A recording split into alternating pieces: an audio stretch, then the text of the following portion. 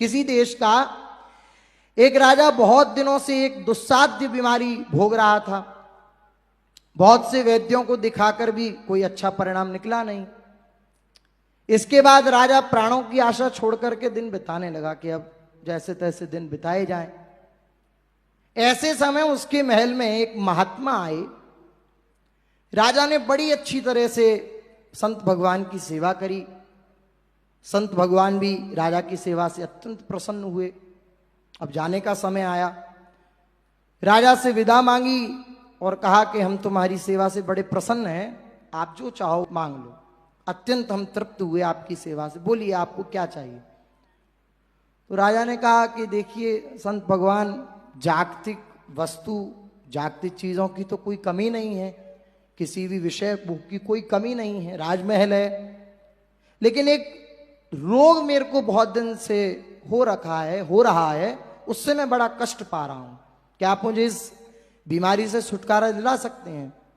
तो महात्मा जी ने कहा कि महाराज, मैं आपको अवश्य ही व्याधि मुक्त करूंगा, लेकिन मैं जैसा निर्देश दूंगा उसका आपको पालन अवश्य करना होगा। करुणा में होते हैं संत जन, निश्चित रूप से उसका कल्याण ही, जीव का कल्याण ही करना चाहते हैं, करुणा स्वरूपी होते हैं, जीव का पतन नहीं देख सकते। वे उसी प्रकार की वृत्ति धारण करके क्रिया करते हैं। तो मैं जैसा निर्देश करूंगा राजन, वैसा आपको करना पड़ेगा, आप निश्चित रूप से इस रोग से छुटकारा पा जाओगे। अगर आपने जरा सा भी जो मैं नियम दूं उसका पालन करने में चूक करी तो मेरी दवा का कोई फल नहीं होगा। तो सन्यासी जी ने जब ये बात कही, महात्मा जी ने जब ये बात कही, तो उन्होंने कहा कि आप बताइए मुझे क्या करना है, क्या आदेश है आपका। राजा ने कहा, महात्मा ने कहा देखिए महाराज, जितने दिन मैं दवा का प्रयोग करूंगा उतने दिनों में आपके मन में किसी प्रकार का भोग विलास का उदय नहीं होना चाहिए, वरना सारी दवा की जो क्रिया है वह नष्ट हो जाएगी, जो भी उसका अंदर प्रभाव होगा वो नष्ट हो जाएगा। जितने दिन मैं दवा का प्रयोग करूंगा उतने दिन स्त्री का मुख तक नहीं देख सकोगे आप। यदि आप राजी हो तो मैं दवा का प्रयोग कर सकता हूं। राजा ने अत्यंत आनंद के साथ कहा कि पूज्य महात्मन, मैंने तो प्राणों की आशा ही छोड़ दी थी, आपने आशा जागृत करी है। आप यदि मुझे बीमारी से ठीक कर सके तो फिर ये सब मैं करने को तैयार हूं। दूसरे दिन सन्यासी जी वन से तरह तरह के पेड़ों की जड़ बेल आदि ला करके और अपने हाथों से रस निकालकर 2 सोने के स्वर्ण पात्रों में वह रखते, एक में आधा और एक में पूरा पात्र भरकर। रस लेकर राजा को आधा पात्र वाला रस ग्रहण करने के लिए कहा और खुद ने पूरा पात्र वाला रस गले से नीचे उतारा, अर्थात पिया। इस तरह से प्रतिदिन वही क्रिया होने लगी।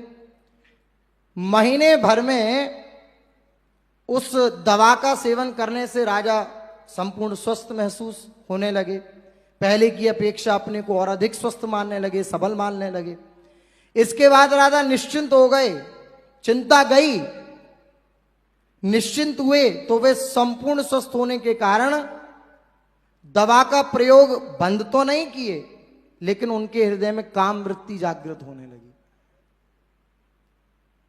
काम वृत्ति जो थी वह उनके हृदय में जागृत होने लगी, भोग बुद्धि जागृत होने लगी। अब राजा सन्यासी जी के पास गए और जाकर के कहा, महात्मा जी, इतने दिन तो मैं बिल्कुल संयत था, नियम में था, लेकिन कई दिनों से मेरे मन में प्रचंड कामोद्रेक हो रहा है, भोग भोगने की लालसा जागृत होती है। मैं तो पूरा स्वस्थ हो गया हूं, लेकिन ये लालसा मेरे हृदय में जागृत हो गई है। एक और विषय जानने की मेरी इच्छा है, उत्सुकता है पूज्य महात्मा जी, संत भगवान, वह यह है कि आप मुझे आधा गिलास दवा दे रहे हो, आप खुद पूरा दवा पी रहे हो, पूरी गिलास। आपको किसी प्रकार का इंद्रिय चांचल्य नहीं हो रहा? ऐसा देखने से आपको लगता नहीं कि आपको कोई इंद्रिय चांचल्य हो रहा हो, क्या कारण है इसका? तो पूज्य महात्मा जी ने कहा कि अब जो कल आने वाला है उसको मैं आपको निर्णय सुनाऊंगा, इस बात का जवाब दूंगा। दूसरे दिन सुबह सन्यासी जी महाराज ने कहा कि महाराज, मुझे पता चला है कि आपके अंदर काम भाव जागने के कारण जो भी दवा का प्रभाव था वो अब नष्ट हो गया। अब तो राजा एकदम हतप्रभ रह गए, क्लेशित हो गए। महात्मा जी ने कहा कि केवल दवा का प्रभाव ही नष्ट नहीं हुआ, आप केवल 1 महीने और बच सकेंगे। 1 महीने के बाद आपकी मृत्यु हो जाएगी। लेकिन आपके लिए खुशखबरी है, आपके लिए एक शुभ सूचना है कि इस 1 महीने में आपको कोई शारीरिक तकलीफ नहीं उठानी पड़ेगी, सुख के साथ प्राणाप त्याग कर सकेंगे। मैं इसके लिए आपको एक दवा दूंगा और आप इच्छा अनुसार भोग भोगिए। अब जो आपको भोग भोगना है वह भोगिए। अब इस बात को सुनकर राजा मानो उसके प्राण ही निकल गए, ऐसी हालत हो गई उसकी। तो कुछ भी अच्छा नहीं लगता राजा को। राजा ने कहा कि 1 महीने भोग भोगूं, कैसे भोग सकता हूं, 1 महीने बाद मेरी मृत्यु हो जाएगी और आप कह रहे हो कि भोग भोगूं, ऐसा कैसे हो सकता है। अब सन्यासी जी प्रतिदिन उक्त दवा दे करके वो गिलास भरकर राजा को देने लगे। राजा भी दवा खाने लगे। पूरे बदल गए राजा, कहीं भी मन नहीं लगता उनका, ना किसी विषय को भोगने में, ना किसी भोग को, वो कोई किसी भी कहीं भी किसी भी प्रकार से उनका मन नहीं लगता। हर समय एक ही चिंता बनी रहती है कि मेरी मृत्यु होने वाली है। किसी से बात नहीं करते, हर समय मृत्यु की फिक्र लगी है। साथ साथ ये सब याद आने लगा कि मैंने कितने बुरे कर्म करे, यमदूत आएंगे, कितनी तरह की यातनाएं देंगे, नरक ले जाएंगे। इस प्रकार की सोचों ने मन को घेर लिया तथा एक एक दिन बीतने लगा और राजा मृत्यु के दिन गिनने लगे। घर संसार अच्छा नहीं लगता। जो राजा विषय भोगों, थोड़ा स्वस्थ होने पर विषय भोगों की लालसा जिसके हृदय में जागृत हो गई थी, अब मृत्यु की सूचना सुनकर कि अब 1 महीने बाद निश्चित है मृत्यु, वो पूरा बदल चुका है। हर समय उसको एक ही चिंता सता रही है कि अब मृत्यु होगी। भगवान के मंदिर में जाता है, रोता है उनके सामने।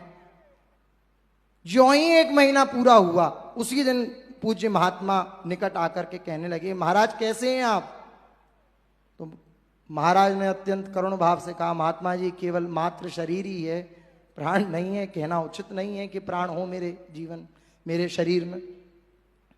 सन्यासी जी ने पुनः पूछा, महाराज ये जो आपको 1 महीने का अंतराल हुआ, इसमें आपको कोई काम भाव, कोई भोग बुद्धि महसूस हुई।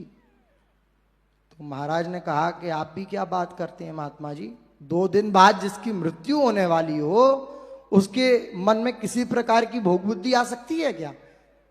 सन्यासी जी ने तभी मुस्कुराते हुए कहा कि महाराज आप पूर्ण रूप से स्वस्थ और दीर्घायु हो गए हैं, अब आपकी मृत्यु नहीं होगी। लेकिन आपने जो मुझसे प्रश्न किया था कि इतनी दवाओं का सेवन करने पर भी मेरी किसी प्रकार की इंद्रिय चंचलता नहीं दिखाई पड़ती, इसका कारण मात्र यह है कि मैं सर्वदा देखता रहता हूं कि किसी भी पल मेरी मौत हो सकती है, मृत्यु हो सकती है, किसी भी क्षण मेरी मृत्यु हो जाएगी। मैं हर समय मृत्यु को देखता रहता हूं, हर समय मृत्यु को सामने देखता रहता हूं। तो मेरे हृदय में बना रहता है कि अब कब मेरे प्राण निकल जाए, कब मेरी अंतिम श्वास हो जाए।